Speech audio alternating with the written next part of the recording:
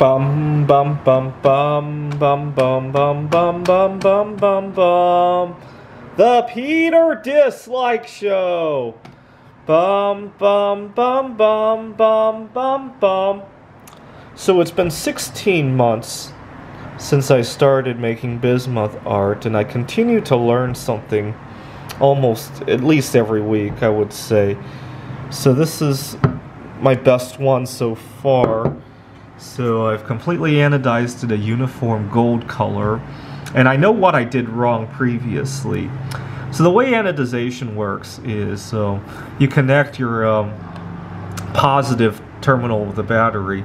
Well, first you do negative to remove the existing oxidation to get it in a uniform silver color, and then you connect the positive end of the battery to what you're anodizing, and then the negative end you just connect to any metal object to just put in the solution. It's a dilute solution of sodium hydroxide in distilled water. Now the problem is that your alligator lead is connected to this. If the alligator lead also touches the solution, it kind of distorts things because the alligator lead is considerably more conductive than bismuth.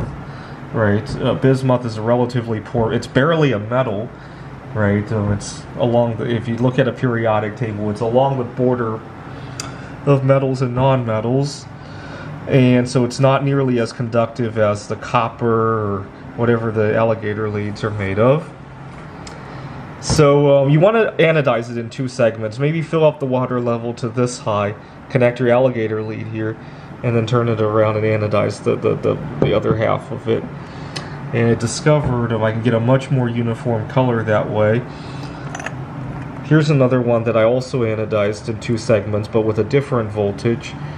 So at the top we have 15 volts, and at the bottom we have 20 volts, and you can see the difference in colors.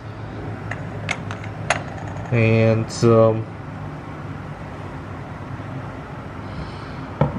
I think this was 20 volts. This one was 13 or so volts.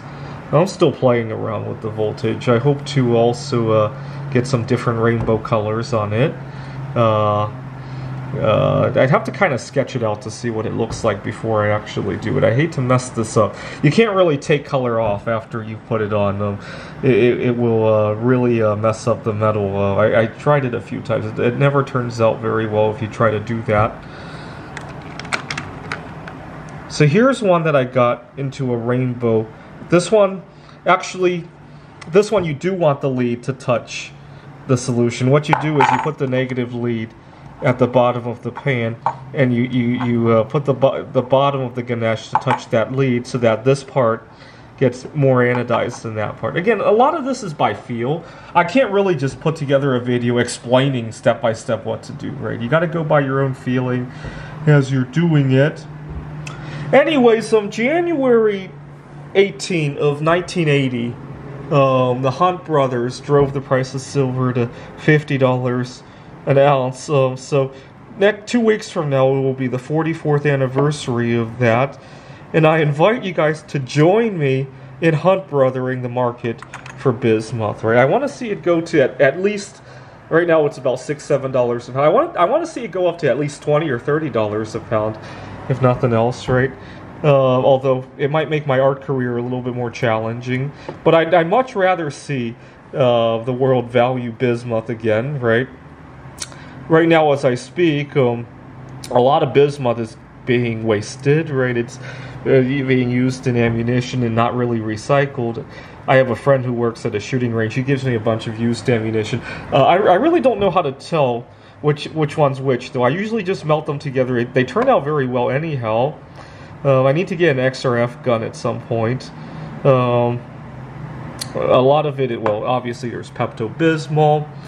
And even a lot of my friends who make bismuth art, they don't give a damn about recycling the slag that can come out of it, right? So when you melt bismuth, a bunch of it oxidizes into a slag. I actually have some put away somewhere that I'm going to do some carbothermal reduction. So this is a bunch of slag and shavings that I've sanded off from And even the paper towels that have come into contact with bismuth. You need organic material for the carbothermal reduction anyhow, so I just keep that around. And when I have a good amount of it, all of that goes into the furnace. What ends up happening is you heat it up to 850 Celsius. The paper chars up, becomes carbon. The carbon reacts with bismuth oxides to reduce it back to bismuth. And a lot of people go, it's not worth the effort. Well, bismuth is almost a precious metal, right? This is the Peter Dislike Show. Bum bum bum bum bum bum bum bum bum bum bum bum. The Peter Dislike Show. Bum bum bum bum bum bum bum.